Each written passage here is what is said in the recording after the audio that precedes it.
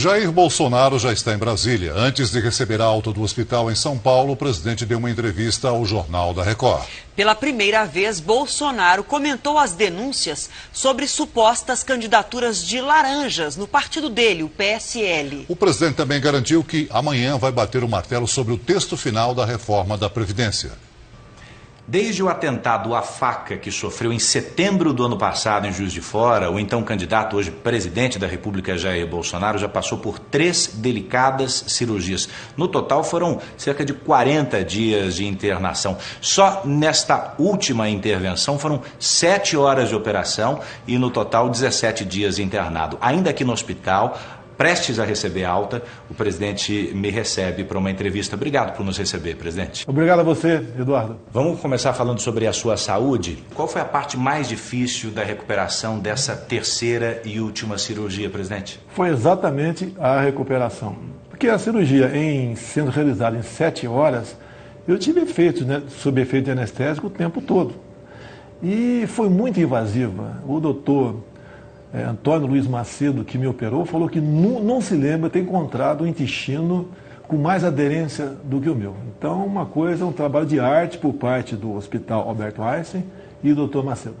E o senhor teve febre também, teve complicações difíceis, não? No meio do caminho, consegui adquirir uma pneumonia. Isso atrasou em muito a minha recuperação. Mas, graças a Deus, estamos prontos para voltar ao batente de Brasília. O senhor vai sair do hospital daqui a pouco sem que o seu governo tenha conseguido ainda unidade, consenso em torno de uma proposta para a reforma da Previdência. O senhor já me disse algumas vezes que a proposta boa é aquela que passa no Congresso. Em relação à idade mínima, há possibilidade de algum consenso político? É lógico que haverá consenso, né? Na tarde de amanhã, eu estarei batendo o martelo na reforma que será encaminhada ao Parlamento. A grande dúvida na idade foi se passariam para 62 ou 65 os homens, né? E para a mulher, para 57 ou 60. Isso será decidido amanhã. Mas é uma transição, portanto, até o final do seu mandato, subindo gradualmente essa idade. Se for o 62 e 57, haverá uma transição, obviamente. Por outro lado também.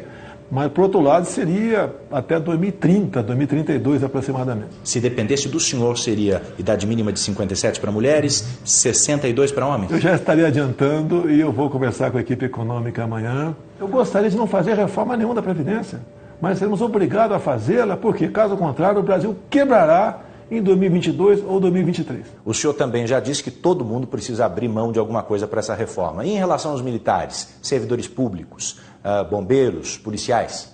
Pode ter certeza, o que for colocado para os militares das Forças Armadas será também para os policiais estaduais, para os bombeiros e, com toda certeza, para os policiais civis. Será muito parecido à nossa proposta, que chegará na Câmara num segundo tempo. Até porque, para nós, não depende de proposta de emenda da Constituição.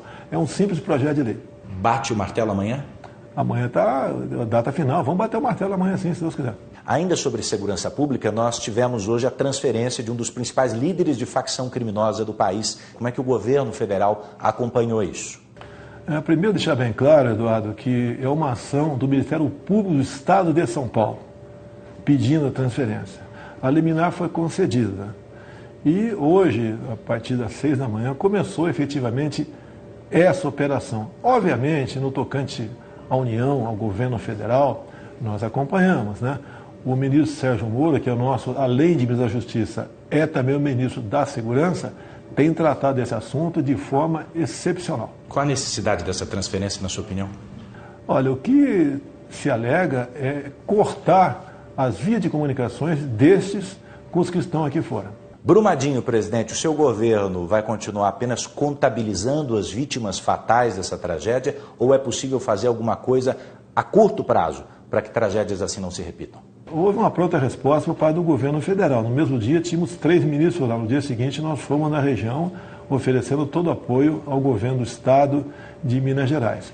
O nosso ministro de Minas e Energia, o almirante Bento, já está tomando providência, juntamente com outros ministros, para que as mais de 1000 barragens que existem no Brasil possam realmente ter um plano seguro para que não haja mais esse tipo de desastre. As polícias federal e agora também a civil abriram inquérito para investigar uma suposta candidata laranja do seu partido, PSL, que teria recebido R$400 mil do fundo partidário, isso há 3 dias apenas da eleição. O senhor sabia disso? Bem, primeiramente, isso foi no final de setembro do ano passado. Eu estava em casa, em convalescença. Desde 6 de setembro, eu estou baixado no hospital. Mesmo que não tivesse, não tenho como acompanhar tudo isso aí. Agora, já determinei à Polícia Federal que abra inquérito, investigue esse caso. E não foi apenas um caso de 400 mil, houve um outro caso de mais de 270 mil. Apesar de não ser o presidente do partido, o senhor é a principal liderança do PSL. Que recomendação o senhor dá ao partido nesse caso? Não, o partido pessoal tem que ter consciência, não são todos, né? É uma minoria do partido que está aí nesse tipo de operação que nós não podemos concordar com isso. Quer ver, Eduardo? O ano passado eu poderia ter gasto até R$400 mil da minha verba de gabinete. Gastei menos de 200 mil. O ano retrasado a mesma coisa. Então, da minha parte, não tem problema nenhum agora. E aí, galera, tá começando agora o Sabe Que Eu Não Sei? É isso, são dicas para você hoje ter um amanhã mais tranquilo. Houve qualquer coisa errada, conforme o compromisso assumido com o Sérgio Moro, logo depois das minhas eleições, ele tem carta branca para apurar qualquer tipo de crime sobre corrupção e lavagem de dinheiro. Isso está no meio e o Sérgio Moro já tomou as providências, já determinou que a Polícia Federal investigasse esse caso. Mas e quanto ao fato de quem presidiu o partido durante o período eleitoral ser hoje um dos seus ministros? Se tiver envolvido, logicamente, e responsabilizado, lamentavelmente, o destino não pode ser outro a não ser voltar aí às suas origens. O senhor chegou a falar com o Bebiano a respeito disso? Em nenhum disso? momento conversei com ele. Saiu em parte da imprensa que o senhor teria feito telefonemas de dentro do hospital a respeito desse assunto. Mentira, sabe por que é mentira? Porque eu determinei que a Polícia Federal investigasse. Eu poderia ter dado um telefonema para o Sérgio Moro, que eu sou o chefe dele, mas jamais farei isso, muito pelo contrário. Determinei ao Sérgio Moro que, dentro da sua esfera de atribuição, se fosse possível investigar, e está sendo investigado. Essa é a resposta que eu dou para todos aqueles que tentam praticar a corrupção no Brasil. Qual a avaliação que o senhor faz do seu vice, o general Mourão, no período de interinidade, em que ele ficou, no curto período que ele ficou no seu lugar na presidência? Olha, o general Mourão foi escolhido por mim para ser vice, é um colega da Academia Militar das Agulhas Negras, paraquedista, e ele passou com certa, no meu entender, tranquilidade. Que pese em alguns momentos, ele dá uma escorregada no tocante à declaração junto à mídia. Até porque falta ali o tato para conversar com vocês. É aquilo que o senhor chama de canelada? De vez em quando acontece. Eu já dei muita canelada no passado. Vou conversar de novo com o Mourão, nós temos um bom diálogo, um excelente diálogo. E pode ter certeza, cada vez mais o Mourão estará preparado para, numa eventualidade, me substituir. Houve algum desconforto nesse período em relação à classe política, ou mesmo entre seus filhos?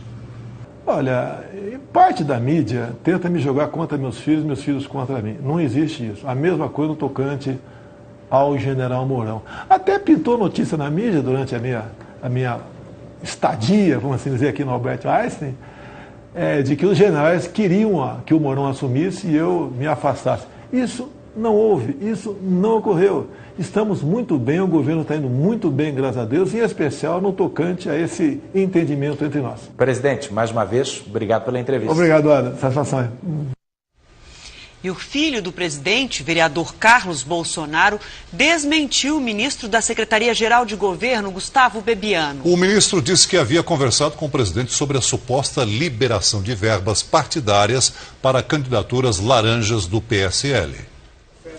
O ministro Gustavo Bebiano afirmou que conversou por 3 vezes com o presidente Bolsonaro quando ele ainda estava internado em São Paulo. O assunto seria a liberação de verbas para candidaturas de fachada do partido do presidente, o PSL. Mas o filho do presidente, Carlos Bolsonaro, desmentiu a informação. Pelas redes sociais, ele divulgou um áudio do presidente Jair Bolsonaro. Gustavo, está complicado eu conversar ainda, então não vou falar com ninguém, a não ser estritamente o essencial. E estou em fase final aqui de exames para possível baixa hoje, tá ok? Boa sorte aí. Procurado, o ministro não quis comentar o caso.